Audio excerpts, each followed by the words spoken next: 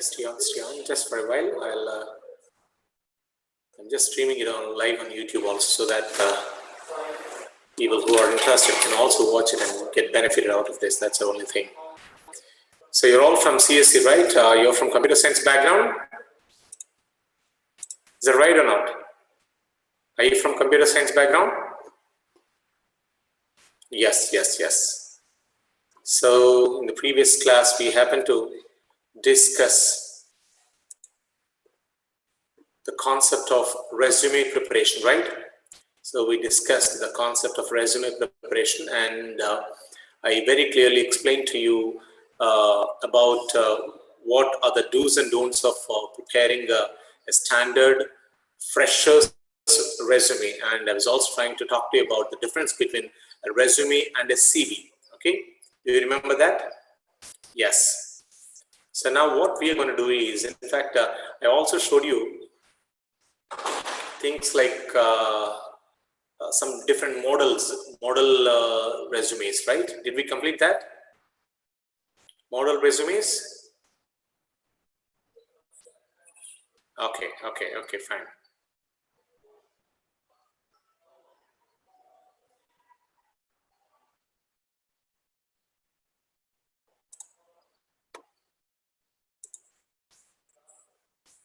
Yes, I showed you 2 model resumes.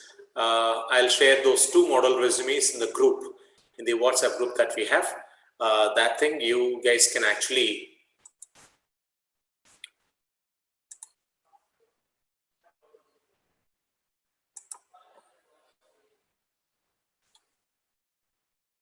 based on that model which I'll be sharing. I want you guys to prepare your resumes, and actually the soft copies I'll not be able to correct because there's a huge many of them. So I want one of you to collect it and share it, submit it to me probably in a Google Classroom or anything of that sort. Okay, that would be a better idea. Okay, then simply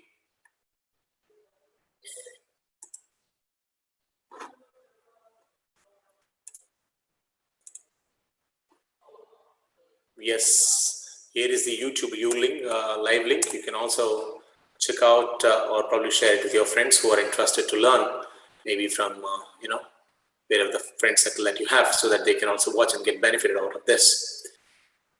Yes, so I just want all of you to prepare standard resumes. I'll share these resumes with you, the model resumes with you on the on your groups, on your WhatsApp groups. Based on that, I want each one of you to prepare your resumes, and let us see how we will be able to submit it.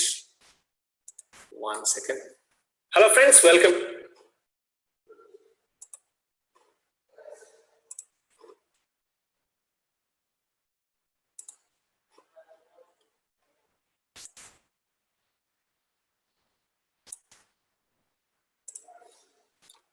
Yes, are we clear? Well, moving on, can someone give me a recap of where exactly did we stop with regard to our passes which we've been talking about? How many passes are we done? Because I was talking to you over the last few days, especially during the clubbed hours, whenever I clubbed both the EC and CSC, I was trying to club those passages. We will complete those passes because I'll be having individual classes hereafter. So we shall complete those passages, reading comprehension. After that, we will move on with the next concepts, okay? So prepare your resumes. I'll share them in that model, and you can also submit them. I'm just wondering what will be the best way to submit your resumes. Shall I create any Google Classroom? Shall I create any Google Classroom to submit your resumes, or will you submit it to me on WhatsApp? WhatsApp will be too much because my system, or the best would be individually. If someone can actually collect all those resumes and send me in a compressed format on mail, I'll be probably the happiest person to check them out and correct each individual resume and get back to you. Okay, or else, okay, right now we'll take a break, no problem at all. Resumes, let's not do it now, because as per the universities, just I'll share those models, prepare in the model, prepare your resumes and keep them ready. I think as per university regulations, soon we are going to commence physical classes already for second years. It's already commenced. Soon we might start training for you also, the regular classroom training, physical trainings. Once it starts, probably I'll check out each one's resume, because resume I give utmost importance precisely because it is a resume which is the gateway towards your success in any interview. That's the reason. Okay. So once the class are open, probably I'll check to you. I'll talk to you directly into this matter. All right. Fine. Then let's move on with the. Just stay tuned. I'll share the screen with you on the reading comprehension.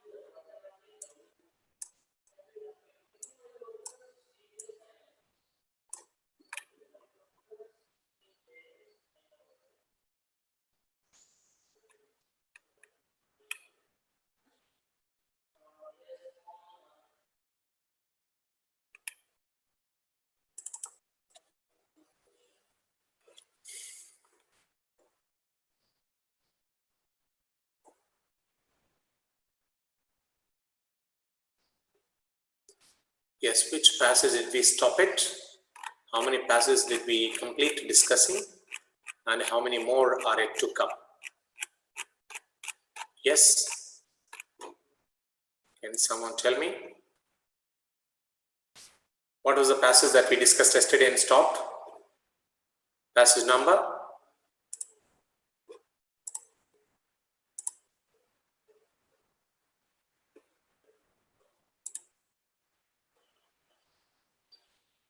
Hello, buddies. Which passage did we stop it?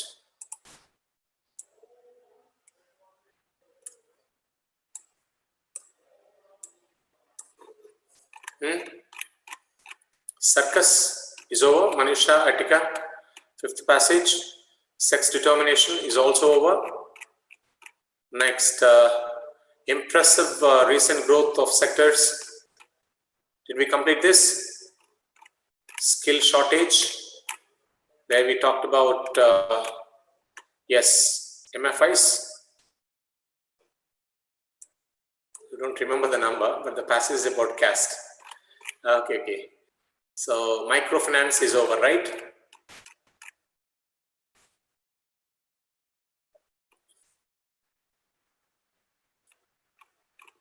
Yes.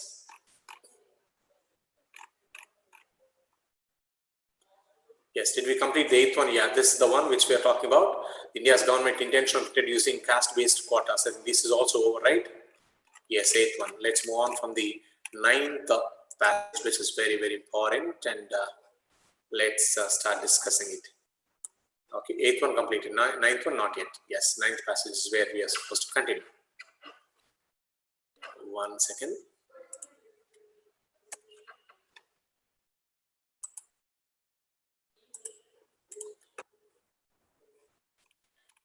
Yes.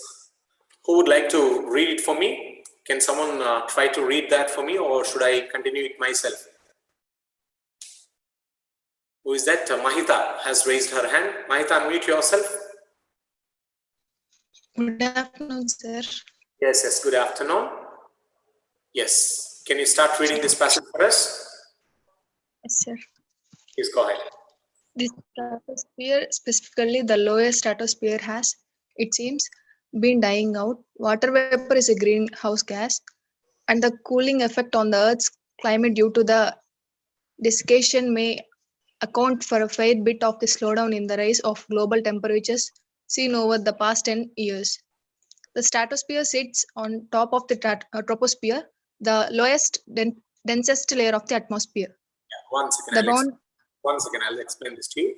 So this passage is all going to be about what you call atmosphere, layers of different different layers of atmosphere. Okay. So stratosphere, sits on the top of the troposphere. So the troposphere, stratosphere కంటే పైన troposphere ఉంటుంది. Troposphere is the lowest and densest layer of atmosphere. So troposphere is the lowest, while the topmost is stratosphere. Remember, this is very important. You'll have questions based on this. That's the reason you need to remember the order of the different layers of atmosphere. Okay, stratosphere sits on the top of the troposphere, the lowest, densest layer of the atmosphere. So what is the lowest here? Troposphere is the lowest layer of atmosphere. Yes, continue. The boundary between the two, the troposphere, tropopass, is about 18 kilometers Boundary above your head. two is tropopause, which is about 18 kilometers above your head. So above our head, just 18 kilometers above our head, the tropopause begins. So the boundary between the two, what is between the two and ఏంటవి? Stratosphere కి troposphere కి మధ్యలో ఉండేటది ఉండే boundary ఏంటది? Tropopause. Okay, the boundary between the two, the tropopause is about 18 kilometers above your head if you are in the tropics. Tropics and in the hilly areas probably, and a few kilometers lower if you are at higher altitude or up on a mountain. In the troposphere, the air at higher altitudes is in general cooler than the air below it. An unstable situation which warm and often moist air below is endlessly boiling up into cooler air above. The reluctant commotion creates clouds, storms, and much of the rest of the world's weather. In the stratosphere, the air gets warmer at higher altitudes, which provides stability. So stratosphere, the air gets warmer every day as it goes higher. At the higher altitudes, the air in the stratosphere gets very warm. That's what we're talking about. Yeah, continue from here. I was just trying because I wanted you guys to get a command on the different layers of atmosphere. Continue, Mahita. The stratosphere, which extends up to about 55 kilometers, where the mesosphere begins, yes, is made when the... After the stratosphere, where the mesosphere, stratosphere goes up to 55 kilometers, and then after that, mesosphere begins. Yes, continue.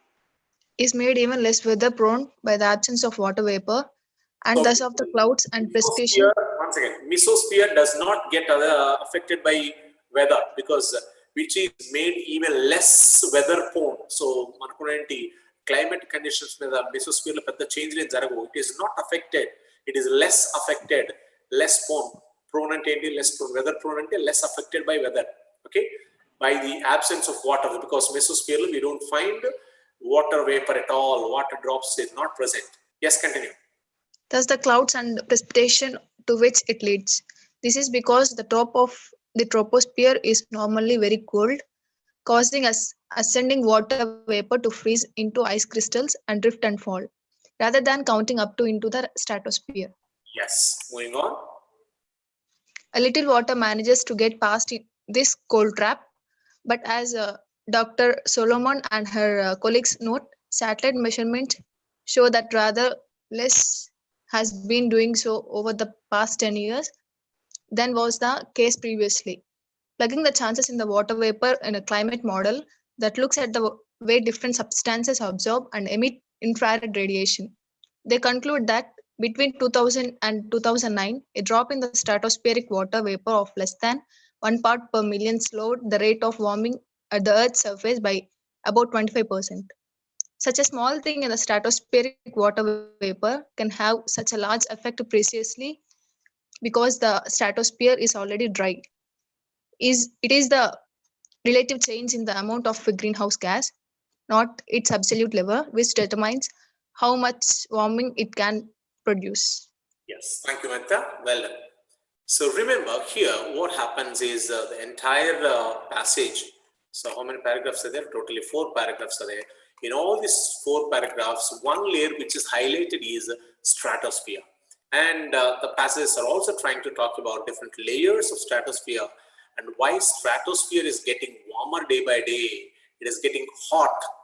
Okay, the heat is increasing in stratosphere. What are the reasons? Okay, we have seen it.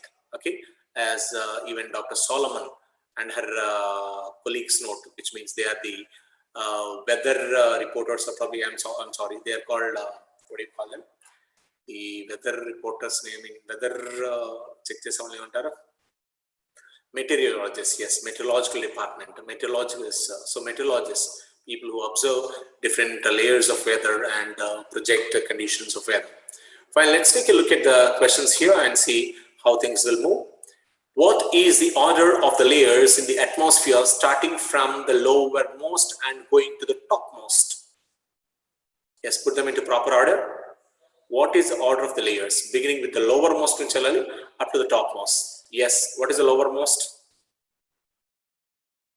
Troposphere, because we have seen troposphere just 18 kilometers above our head. So troposphere. So tropopause కాదు, ఎందుకంటే tropopause మధ్యలో వస్తుంది. Stratosphere కి troposphere కి మధ్యలో tropopause వస్తుంది. So tropopause కాదు. So ఇక్కడ troposphere కూడా ఓకే, ఇప్పుడు చూద్దాం. Yes, troposphere, stratosphere, tropopause. No, tropopause మధ్యలో వస్తుంది. So troposphere కి stratosphere కి మధ్యలో tropopause ఉంటుంది కనుక it should be either B or C. So which, just decide which is the best.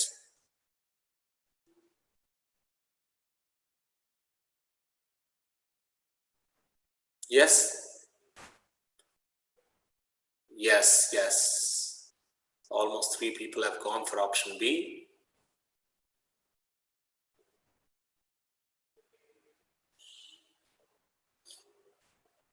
Absolutely.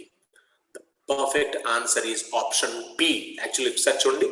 First troposphere, next tropopause, tarvata stratosphere. Endukante we have seen the boundary between troposphere and stratosphere is tropopause and chusamanu gurtunda meeku.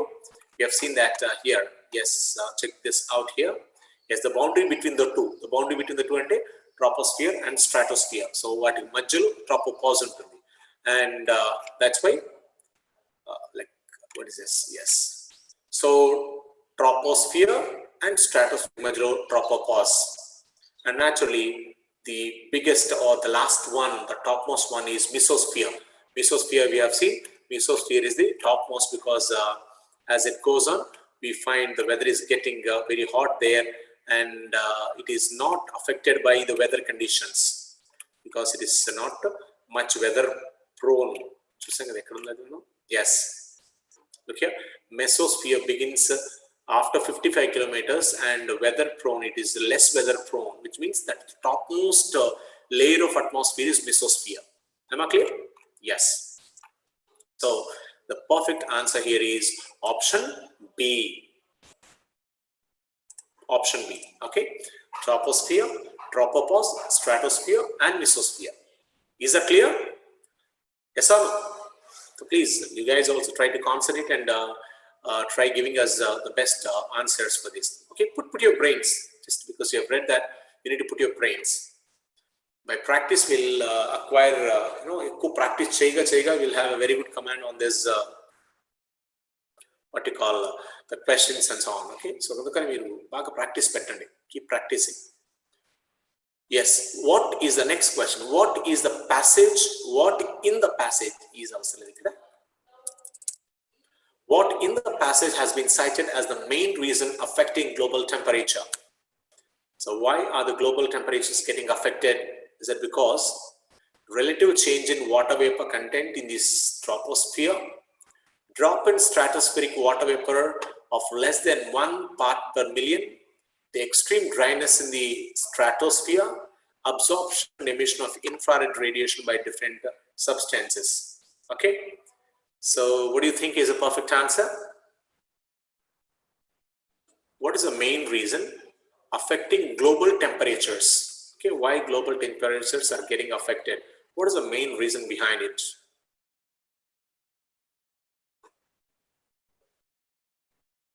Yes, tell me. What is the main reason behind temperatures? Growing global temperatures. What do you think is the perfect answer?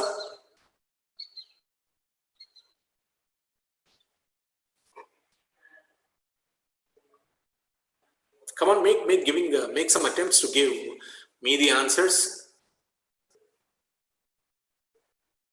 Yes, Here also the answer is yes. Yes. No. Infrared. Someone has given me as a option C. A drop in the stratospheric water vapor of less than 1 part per million slowed the rate of warming at the Earth's surface. Slowed the rate of warming. Yes. So now tell me. So global temperatures low, it affect chestuni. A drop in stratospheric water vapor of less than 1 part per million. These global temperatures are getting affected. Sometimes they might rise, they might come down, they might lower, they might go higher. Okay, option B is the correct answer. Next one, third question. Why is the situation in the troposphere defined as unstable? Why is the situation in the troposphere defined as unstable?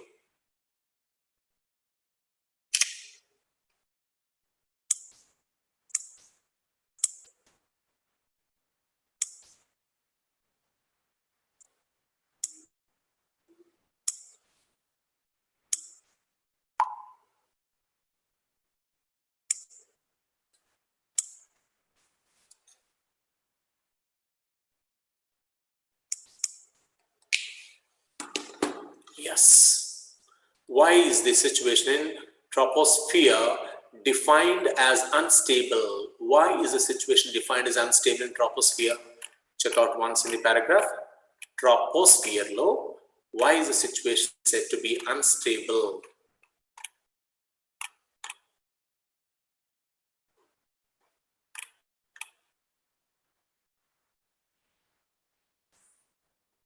Yes, in the troposphere, the air at highest altitudes is in general cooler than the air below it. An unstable situation in which warm and often moist air below is endlessly buoying up into the cool air above. The resultant commotion creates clouds, storms, and much of the rest of the world's weather. In the stratosphere, the air gets warmer at higher altitudes, which provides, yes. So this part we need to read, then you will get complete understanding. The troposphere, the air at higher altitudes is in general cooler. Okay, the air at the higher altitudes as it goes up. Okay, higher altitudes, high altitudes and the heights. Okay, paiki elle koddi troposphere lo air anedi it gets cooler than the air below it. Danikante kinda kante kuda paiki elle koddi adi inka cool ayipotundi. An unstable situation in which warm and often moist air below is endless going up into the cooler air above. Yes, because unlike the stratosphere, there is too much water vapor in the troposphere. No, because the troposphere is not directly linked to the stratosphere, but through tropopause, which creates much of the world's weather. Because of the interaction between warm and cool air, which is unpredictable in nature and can lead to storms. Because of the layer of atmosphere, which is very cold and can lead to weather-related disruptions. The perfect answer here is option C, because of the interaction between warm and cool air, which is unpredictable in the nature and can lead to storms. Okay, look here. Yes. Yes. At higher altitudes is in the general cooler than the air below it. An unstable situation in which warm and often moist air below is endlessly buoying up into the cooler air above. The resultant commotion can cause change in the world's weather. Okay, so the perfect answer is option B. Are we clear? Yes. Going on to next question. Okay, let us take a look at 10th passage. Who would like to read that for me? Can someone volunteer to read that for me so that we can actively engage you people to read this? Someone come out. It's all the time only boys I see, but I mean girls I see, but I want some boys also to come out. Yes, 508. Please unlock yourself, unmute yourself. Good afternoon, sir. Hi, good afternoon. How are you? Fine, sir. What about you, sir? Yeah, doing great. What's your name? Sir? Your name, please. Vishnu Pranati, sir. Yes, Pranati. Let's go ahead. Can you read this for us? Yes, sir. Yes, start. India lives in several centuries at the same time. Somehow we manage to progress and regress simultaneously. As a nation, we ace by pushing outward from the middle, adding a few centuries on either end of the extraordinary CV. We greaten like the maturing head of a hammerhead shark with eyes looking in diametrically opposite directions. Yeah, stop. I don't mean to One put. second, one Okay, second. sir. I'll explain this. Remember, Okay. this passage is talking about how India is sometimes progressing, sometimes regressing. Progress ante abhriddhi చెందటం, regress ante abhriddhi తగ్గిపోవడం, అంటే రోజు రోజుకి దిగజారిపోవడం అని అర్థం వస్తుంది. So we live in such a country. Sometimes it looks it is progressing very high. Sometimes it looks it is very much regressing. వెనక్కి వెళ్ళిపోతుంది అనిపిస్తుంది, ఒక్కొక్కసారి చాలా ముందుకెళ్తుంది అనిపిస్తుంది. That is the country, that is the nature of our country. As a nation, we age. So, we are aging. And we are showing our maturity, just like hammerhead shark. So he is comparing, the writer of this passage, the author of the passage, is comparing India's development, with the hammerhead shark. Hammerhead shark is one kind of a shark in the ocean, which always looks towards opposite directions. Okay, so the Indian nation, India as a country, sometimes is showing progress, sometimes showing regress. So we caught between us. We are not able to call our country either progressed or regressed, underdeveloped. So either developed country or underdeveloped country. It is developing country because sometimes it progresses, sometimes it regresses. That is the thing. Let us continue to see what the author is trying to tell us in the following paragraphs. Continue, please. Okay, sir. I don't mean to put a simplistic value judgment on this peculiar form of progress by suggesting that modern is good and traditional is bad, or vice versa. What's hard to reconcile oneself to, both personally and politically, is the schizophrenic nature of it. Schizophrenic. Schizophrenic nature of it that applies not just to the ancient or modern conundrum, but to the utter illogic of what happens to be current national enterprise. In the lane behind my house, every night I walk past road gangs of emaciated laborers, laborers digging a trench to lay fiber optic cables to speed up our digital revolution. In the bitter winter cold, they work by the light of few candles. It's as though the people of India have been rounded up and loaded Pranati, give a break. on. Okay, Pranati, sir. 1 second. I'll explain this. So Okay, remember, sir. second paragraph, the author is trying to say, I don't mean to put it in a simplistic statement, peculiar form of progress. So India's progress ఎలా ఉందంటే చాలా peculiar గా ఉంది, చాలా different గా ఉంది. అది ముందుకి వెళ్ళలేదు, ఒకసారి ముందుకు వెళ్తుంది, ఒకసారి వస్తుంది. So there is a peculiar form of development, that there is a peculiar form of progress, as he is telling. And అది గుడ్డా బ్యాడా అనేది ఏ విషయం ఈ పారాగ్రాఫ్ లో the author is not talking. But however ఆయన తన ఇంటి దగ్గర లేకపోతే రోజు చూసే ఒక విషయాన్ని ఇక్కడ మనతో షేర్ చేసుకుంటాడు. ఏమంటే, in the lane behind my house, వాళ్ళ ఇంటి వెనకాల ఉన్నటువంటి గొంతులో, every night I walk pass road.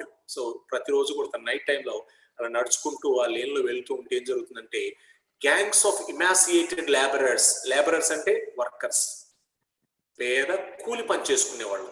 Okay, gangs of emaciated labourers digging a trench to lay fibre optic cables to speed up our digital revolution. చాలా మంది పేద కూలి పని చేసుకునే వాళ్ళు ఏం చేస్తున్నారంటే, చాలా మంది ఒక గ్యాంగ్స్ లో, చాలా మంది ఇన్ ద సెన్స్ వాళ్ళు they are digging trenches. Trench అంటే ఏంటి? పొడుగ్గా ఉండేంటి ఒక గుంటలు తవ్వుతూ ఉన్నారు. దేనికోసం? lay fiber optic cables. Fiber optic cables దేనికి వాడతాం మనం చెప్పండి? ఫైబర్ ఆప్టిక్ కేబుల్స్ దేనికి వాడతాం? ఇంటర్నెట్ కి, మొబైల్ దీనికి కూడా. ఓకే, కనుక they are digging trenches to lay fiber optic cables to speed up our digital revolution in this bitter winter cold. Okay, అంత చలిలో వాళ్ళు ఒక చిన్న క్యాండిల్ పెట్టుకుని ఆ క్యాండిల్ లైట్ లోనే గుంటలు తవ్వుతూ ఆప్టిక్ ఫైబర్ కేబుల్స్ వేస్తున్నారు మా ఇంటి వెనకాల. అంటే దాని అర్థం ఒకవైపు డిజిటల్ రివల్యూషన్ పెరిగిపోతుంది ఇండియాలో అని చూపిస్తున్నాడు. అట్ ద సేమ్ టైం ఇంకొక వైపు the poor people are still struggling in the middle of the night trying to dig and just earn their food. Remember, at the same time India is showing progress, at the same time India is showing regress. Okay, so the author is trying to share an experience from his own life. In the lane behind my house, every night I walk past road gangs of emancipated laborers digging a trench to lay fiber optic cables to speed up our digital revolution. In the bitter winter cold, they work by the light of a few candles. Yes, please. Continue. Yeah. It's as though the people of India have been rounded up and loaded onto two convoys of trucks, a huge big one and a teeny little one that have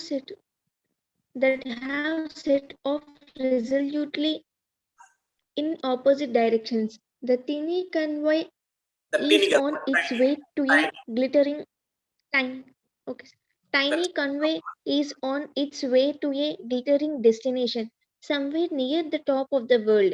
The other convoy just melts into the darkness and disappears. A cursory survey that tallies the caste, class, and religion of who gets to be on which convoy would make a good lazy person's concise guide to the history of India. For some of us, life in India is like being suspended between two of the trucks, one leg in each convoy, and being neatly dismembered as they move apart, not bodily, but emotionally and intellectually. Yes, so in this passage he was trying to say ఇండియాలో progress, ఇండియాలో development ఎలా ఉందంటే as if there are two trucks, convoys of trucks. Convoys అంటే ఏంటంటే trucks filled with lot of people. So ఒక truck లోనేమో huge, very huge truck, ఇంకో truck లో very tiny little one. So ఒక ట్రక్ ఏం పెద్ద ట్రక్, ఒకటే చిన్న truck.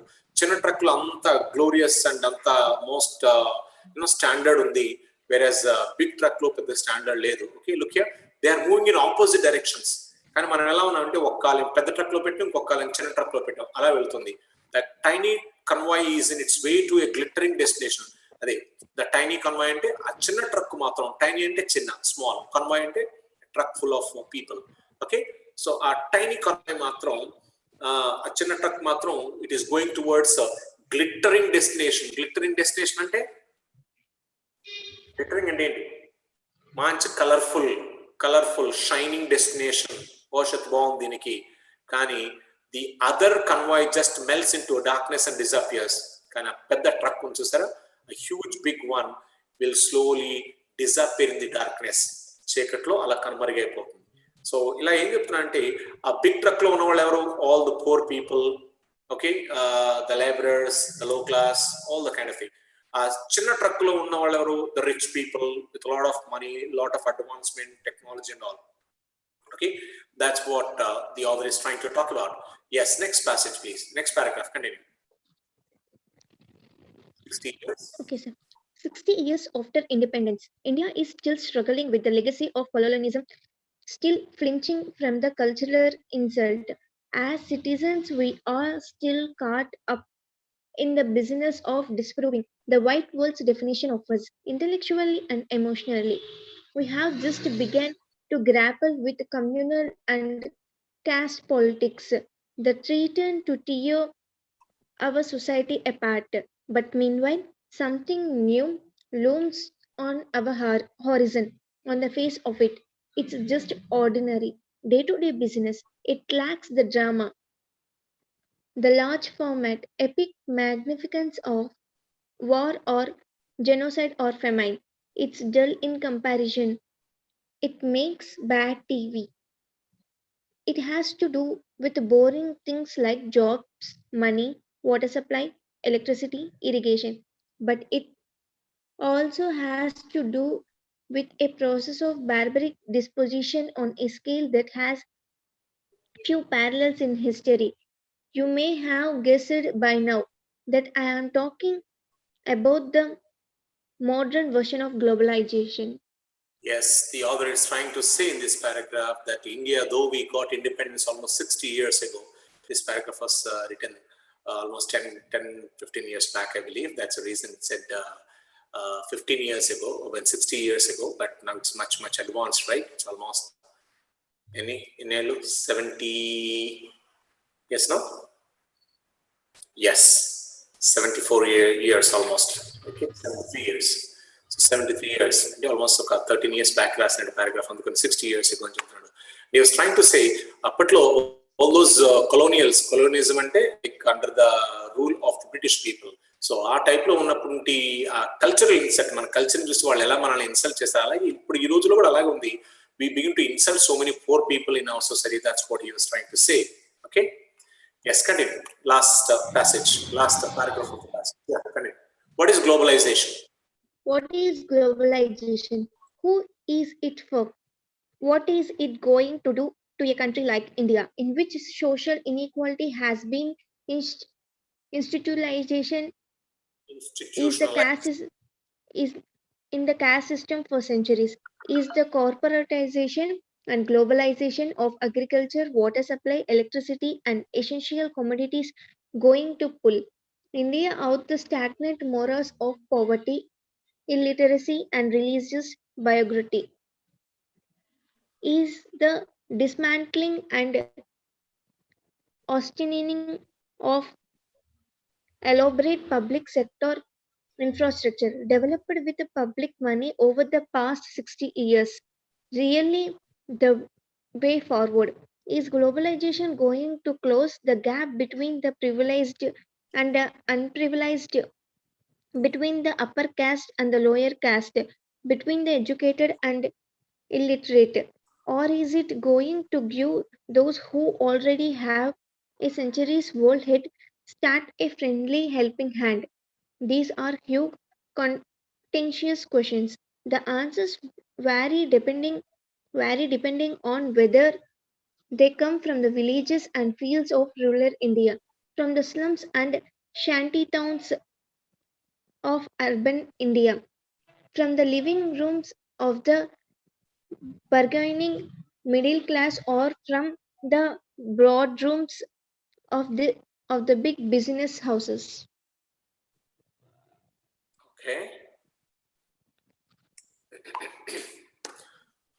Fine, friends. So in this passage also, the author is trying to say the difference, how this caste-based politics and how this religious fundamentalism that's happening, like still the poor and the rich are different. What does the globalization mean? As like, who is it for? Globalization, development, when the literacy is not there, religious problems are there. See, literacy problems are there, religious problems are there, and water problems are there. Agriculture is getting affected. There are a lot of issues here. The caste problems are there, reservation issues are there. So when things are happening in that way, why are we talking about India's development so greatly or so?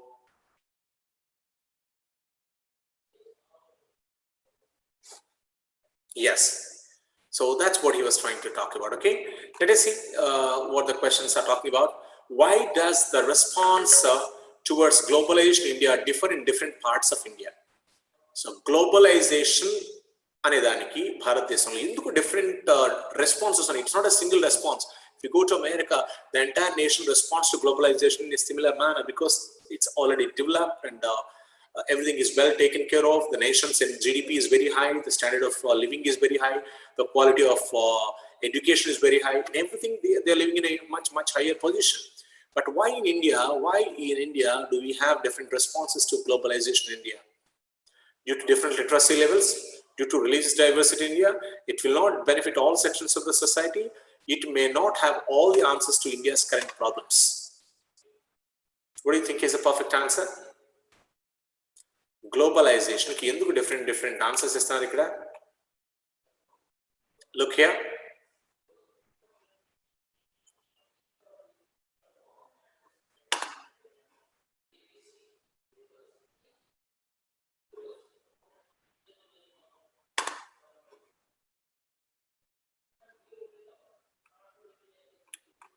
Yes, any answers?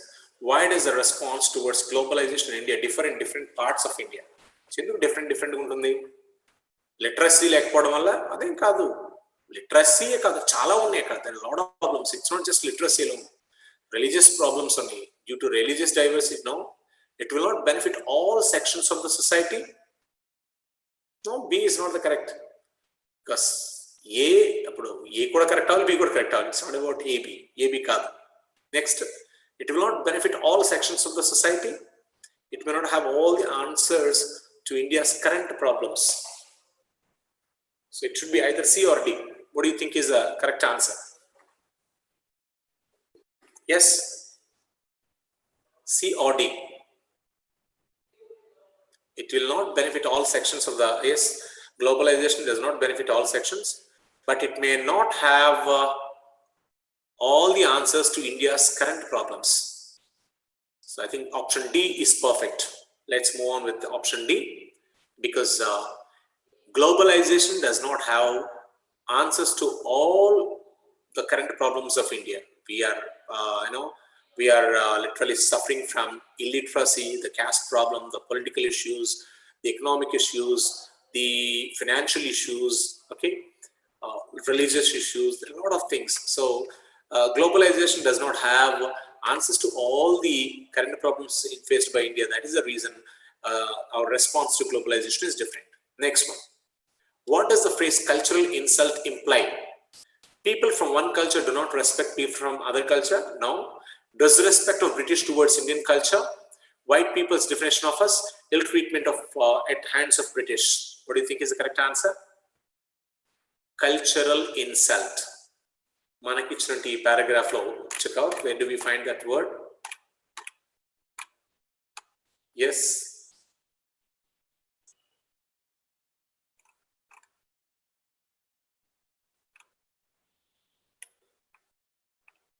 Yes, cultural insult.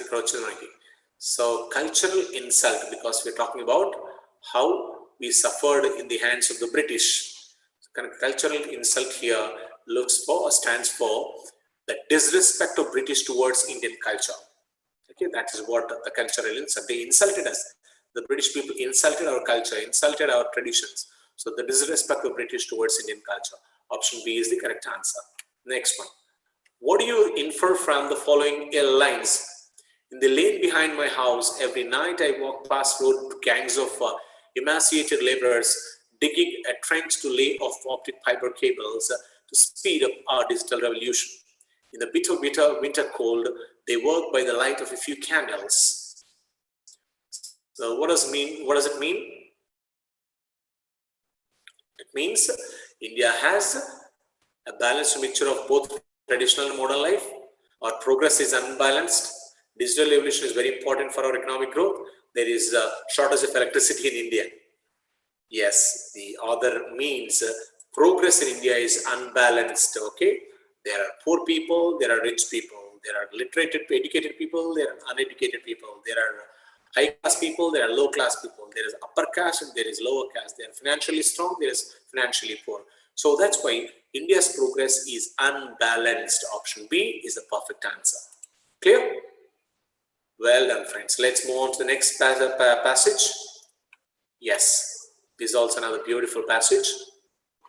So who would like to read this for me? Can someone raise their hand? Is someone interested? Who wants to do that for us? Nobody wants to. Come on. I've got almost 100 people on roll right now in the class. No one wants to volunteer to read this for us? No, boys. I've seen all the time only girls raising their hands, so coming forward to read this passage for us. But why can't I have a boy who can read this passage for me? Let me check out. I don't find your names, only numbers are there. Let me invite Mohan Kumar. Mohan, why don't you? 548, Mr. Mohan Kumar. Mr. Mohan Kumar. This fellow is sleeping. He might have switched on the device and might have thrown it somewhere. He is quite unresponsive. All right, then let me call out some other boy. Kushwant is there? Jutur Kushwant. Guys, what's happening? Boys, Izzat ki sawal. And all these days, from the last 2-3 days, all the girls are coming forward to read it. And boys, not a single one has come forward. It's a matter of shame for all of us. Huh? Oh my God. We are motionless. We are unaffected. Abhinandan Reddy. Mr. Abhinandan. 553. Full lunch tini. Happy padukunattunnaru. These guys are not responding. Fine. If you don't respond, I'm not going to lose. It's you. You need to understand that. Anyway, stay silent. I'll read this passage for you then. Okay, if you guys are not coming forward. No girls again? Yes, sir. Go. Sir? Who is this girl who wants to read? Yes, Praveena. Hi, sir. Yes. Good afternoon, sir. Mahita, I think we already read Mahita, right? Yes, sir. Okay, let's give a chance for Praveena. Praveena, have you read it before? No, sir. Yes, here is your chance. You can read this passage in a very clear and slow manner. Go ahead. Okay. 60 years ago, on the evening of August 14, 1947, a few hours before British India Empire was formally divided into national states of India and Pakistan, Lord Louis Mountbatten and his wife Edwina sat down in the Continue. mansion in New Delhi to watch the latest Bob Hope movie. My favorite Brunita. Large parts of the subcontinent were descending into chaos as the implication. That's not chaos, much chaos. Chaos and CHAOS. Chaos and confusion. Yeah. Chaos as the implications of the partition, the Indian Empire along religious lines become clear to the miles of Hindus, Muslims, and Sikhs caught on the wrong side of the border. In the next few months, some 12 million people would be uprooted and as many as million murdered. But on that night, in midnight, the bloodbath and the fuller consequences of hasty imperial retreat still lay in the future, and the Mountbattens probably felt that end their evening's entertainment. Yeah, once again, let me explain this. So this is a situation at the time of India's partition. భారతదేశం రెండు ముక్కలుగా చీలినటువంటి సమయం అది. ఎప్పుడు August 14th midnight 1947 లో August 14th okay జరిగిన ఒక incident ఇది. ఓకే దాన్ని ఒక బ్యూటిఫుల్ ప్యాసేజ్ లాగా ఒక బ్యూటిఫుల్ ఎస్సే లాగా this author is presenting it. So 60 years ago, this is also a passage. In fact, the same passage has been written by the previous person, I believe, because he speaks of the same 60 years ago. Yes. So ikkada chudandi, what's happening at time lo em avutundi? Evening, August 14th, 1947 evening em jarugutundante భారతదేశం రెండు ముక్కలుగా చీలిపోతుంది. One side it's going to be two nation states, that's Pakistan and India. Our time lo who was the British representative in India? Lord Louis Mountbatten. Louis, L-O-U-I-S. దీన్ని Louis అని పలకాలి. I-S అనేది silent. Louis కాదు, ఇక్కడ Louis. Lord Louis Mountbatten. And అతని wife పేరేంటి? Edwina. So they were living in Viceregal Mansion in New Delhi. So ఢిల్లీలో వాళ్ళ ప్యాలెస్ లో కూర్చుని Mountbatten అండ్ Edwina వీళ్ళిద్దరూ కూడా సీరియస్ గా కూర్చుని హ్యాపీగా, సీరియస్ కాదు చాలా సరదాగా కూర్చుని Bob Hope movie. Bob hop is the hero, English Hollywood hero. ఆయన నటించిన సినిమా మై ఫేవరెట్ అనే సినిమాని చూస్తూ ఎంజాయ్ చేస్తున్నారు. ఇక్కడ పాకిస్తాన్లో మీరు ఇక్కడ భారతదేశంలో మాత్రం అంత కంప్లీట్ కేయోస్ అంటే కన్ఫ్యూషన్, పూర్తి కన్ఫ్యూజన్ లో ఉంది all India's. Because India is getting divided, రెండు పార్ట్లుగా విభజించుకుంటూ మనం కొట్టుకు వస్తుంటే వాళ్ళు మాత్రం కూర్చొని ప్రశాంతంగా బాబ్ హాప్ మూవీ చూస్తూ కూర్చున్నారు. ఓకే, ఎవరు the British representative mister Lord Louis Mountbatten and his wife Edwina. Okay, that is the situation. Okay, yes.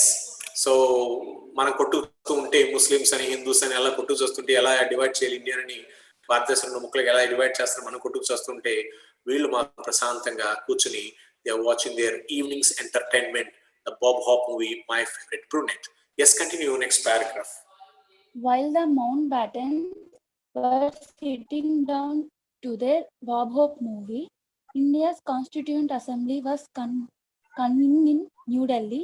The movement demanded grand Olykue and Jawaharlal Nehru, Gandhi's closest disciple and soon to be India's first Prime Minister, provided closest disciple, Gandhi's closest disciple, closest disciple, and soon to be India's first Prime Minister, provided it. Long years ago, we made a tryst with destiny, he said. At the stroke of the midnight hour, while the world sleeps, India will awake to live and freedom. A moment comes, which comes but rarely in history, when we step out from the old to the new. When an age ends and when the soul of nation, long suppressed, finds utterance. Yes.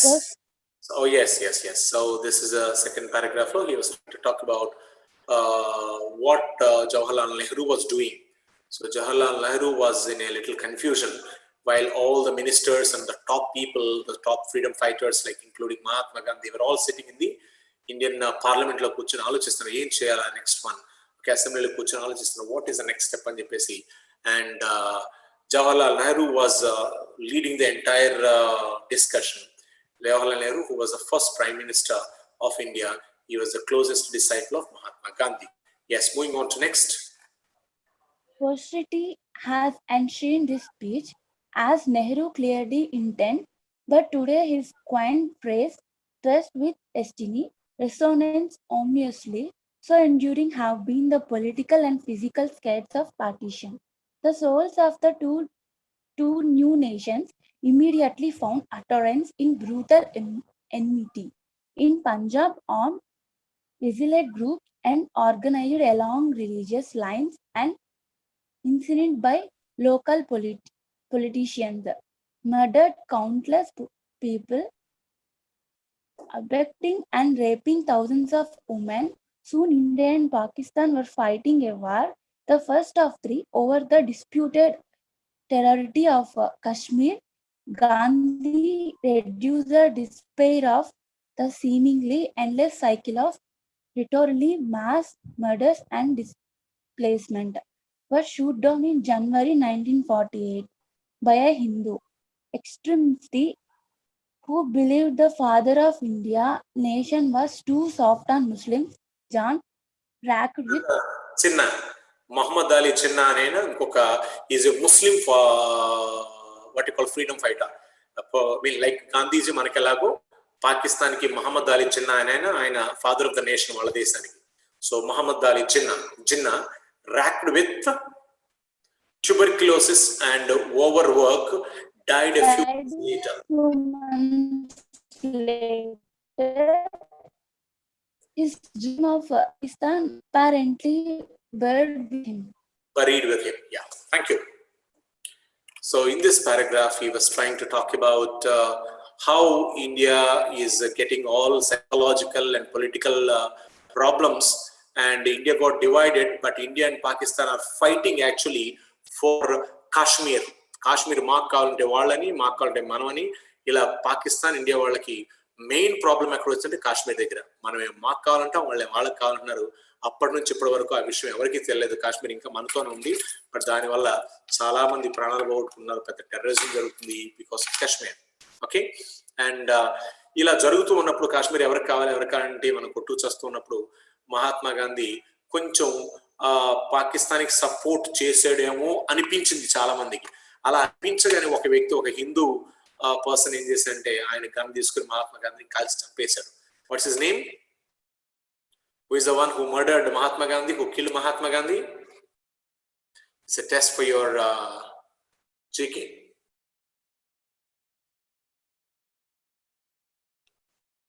Yes. Who killed Mahatma Gandhi? Oh. Godse. Godse, very good. Who is the gentleman? Ever answer ichindi evaru? Me, sir. Who is that? Me, what's your? Prithvi. Prithvi, very good. Well done. Well done. Very good. Very good. So Prithvi is the one who has answered. It is Nathuram Godse who was an extremist, like we can call him as a Hindu terrorist, who felt that Mahatma Gandhi was supporting the Muslims in the division of Kashmir. Then he took the gun and killed Mahatma Gandhi. Okay, and because by a Muslim who believed that the father of the nation was too soft on Muslims. Okay, Jinnah, who was the head of Pakistan, like Mahatma Gandhi was the head of India's freedom, he was the leader of Pakistan's freedom. So Jinnah, ఆయన కూడా try చేశాడు, మహమ్మద్ అలీ జిన్నా కూడా try చేశాడు, but he died of tuberculosis and died with a few months later. Okay, that's what happened. Let's see some of the questions here. So the entire situation passage is talking about the pre-independence time. Okay, independence correct గా రావటానికి ఒక రోజు ముందు, ఓకేనా, ఒక రోజు ముందు, ఆ నైట్ ముందు మమ్మల్ని మీరు కొట్టు చావండి ఎలానే చేసుకుంటే, కానీ ఇండియా మొత్తం 2 భాగాలు విడిపోవాలని చెప్పేసి పట్టుబట్టేసేసి మౌంట్ బాటన్ అండ్ హిస్ వైఫ్ వాళ్ళు మాత్రం ప్రశాంతంగా సినిమా చూస్తే రిలాక్స్గా ఉన్నారు. మన వాళ్ళు మహాత్మా గాంధీ లీడ్ చేస్తున్నట్టు, మహాత్మా గాంధీ ఆయన ప్రియ శిష్యుడు Nehru were leading the Indian movement, while Pakistan movement was led by Mohammad Ali Jinnah. మనం కొట్టుకు చేస్తూ ఉన్నాం. The first fight was started because of the small piece of land in Kashmir. Yes, let's check out the first question. In the view of the author, what does the Nehru's phrase "tryst with the destiny" symbolize today? Yes. In the view of the author, what does the Nehru's phrase "tryst with the destiny" symbolize today? So, tryst with destiny ane padam enduku vaadadu Nehru ikkada? A celebration of Indian independence, an inspirational quote, a reminder of Gandhi's assassination, a symbol of ills of partition. Okay? Yes, the correct answer is a symbol of ills of partition. Ills of partition ante భారతదేశాన్ని రెండుగా విడగొట్టాం. Partition అంటే ఏంటి? విడిపోవడం. Partition అంతే కదా, విడిపోవడం. So విడిపోవటంలో వచ్చినట్టు నష్టాల గురించి, ఇల్స్ అంటే అర్థం ఇక్కడ నష్టాలు, చెడు, మనకు జరిగినట్టు చెడు ఏంటి. సో ట్రిస్ట్ విత్ డెస్టినీ అంటే ఇక్కడ a symbol of the ills of the partition. భారతదేశం లేకపోతే ఎంటైర్ భారతదేశం రెండుగా విడిపోవడానికి వల్ల వచ్చినట్టు నష్టాల గురించి ఆ బ్యాక్గ్రౌండ్ లో ఆయన ట్రిస్ట్ విత్ డెస్టినీ అనే పదాన్ని నెహ్రూ వాడాడు. Yes. Why was Gandhi assassinated? Because he was favoring the Muslims? No. His assassin thought he was partial to the Muslims. By the way, assassinated and అర్థం ఏంటి? Assassinated అంటే murdered అని అర్థం. Murder చేయడం. Okay, why was Gandhiji murdered? Because his murderer, assassin అంటే ఎవరు? Murder చేసే వ్యక్తిని, మర్డర్ చేసినటువంటి ఈ వ్యక్తిని క్రిమినల్, ఓకే, వ్యక్తిని ఏమంటారు? Assassin. His assassin thought he was partial to Muslims. He got killed in the violence after partition. None of this. So the answer is very obvious. What's the answer? Yes. The answer is option B. Option B. Yes, because his assassin, Mr. Nathuram Godse, thought he was Mahatma Gandhi was very partial to Muslims. Anukunnadu. He was not actually true. Mahatma Gandhi is partial to Muslims, but he felt like that. He wanted a peaceful resolution for this. Okay, శాంతియుతంగా పరిశీలించుకుందాం అంటే వీళ్ళు వెళ్ళిపోయి కొట్టుకోవడం, అలా గొడవలు జరుగుతూ ఉంటే మహాత్మా గాంధీ పెద్ద ఆయన వచ్చేసి శాంతి అన్నాడు. అది విన్నటువంటి వ్యక్తి తట్టుకోలేక నాథురామ్ గారు set to gun and shot him. Okay, yes. Next one is the author persists on talking about the Bob Hope movie in the article. Why? See, the author 2-3 సార్లు ప్యాసేజ్ లో మనకి బాబ్ హాప్ మూవీ గురించి మాట్లాడాడు. Okay, what is that name, movie name? Bob Hope movie name ఏంటి? చూసాం పైన, చూడకుండా చెప్పండి, ప్యాసేజ్ చూడకుండా. ఎస్, మై ఫేవరెట్ బ్రూనెట్ అనే బాబ్ హాప్ అనే హీరో ఆ సినిమా చూస్తున్నాడు. ఎందుకని మెన్షన్ చేశాడు? Because the movie was a classic of 1947. No, he thinks it caused the partition of the subcontinent. No, he uses it to show the apathy of the Britishers towards the subcontinent. Subcontinent అంటే అర్థం ఏంటి? భారతదేశానికి ఉన్నట్టు మరొక పేరు subcontinent. am I clear? Subcontinent.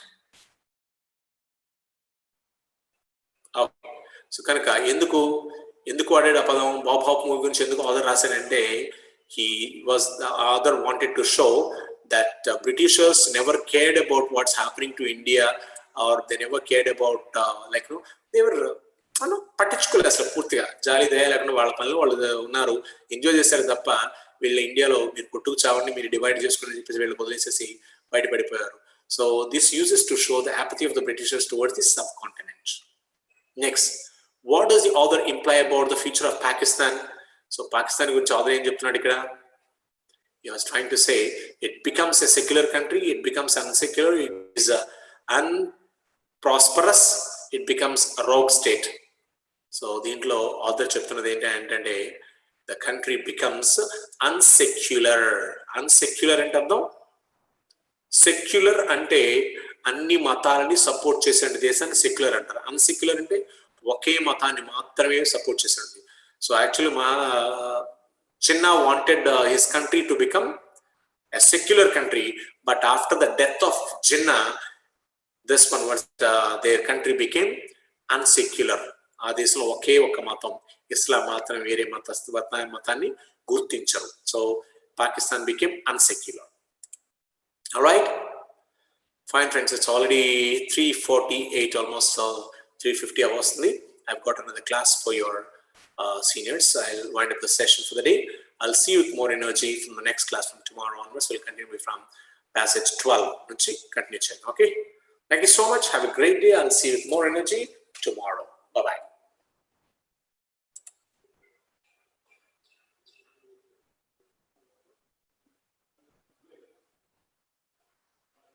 Thank you, Akila. Yes, thank you all.